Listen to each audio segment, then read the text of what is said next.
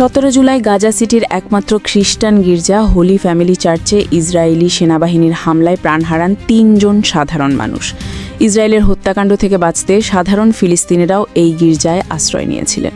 এই গির্জায় আশ্রয় নিয়েছিলেন প্রায় 500 বেসামরিক লোক, যাদের মধ্যে ছিল শিশু, নারী ও প্রতিবন্ধী।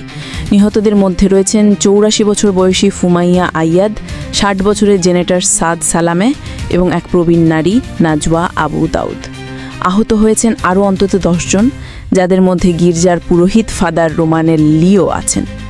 ইসরায়েল জানায় এটা ছিল ভুলক্রমে চালানো হামলা, কিন্তু গির্জায় আশ্রয় নেওয়া নিরীহ মানুষদের মৃত্যু ঘিরে বিশ্বজুড়ে শুরু হয়েছে তীব্র নিন্দা।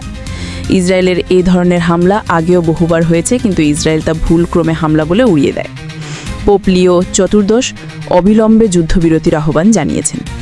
কার্ডিনাল পিজাবেল্লা সরাসরি গাজা গিয়ে গির্জায় সহায়তা পৌঁছে দিয়েছেন। এই হামলা আবারও প্রমাণ করল যুদ্ধের আসল শিকার হচ্ছে নিরীহ সাধারণ মানুষ।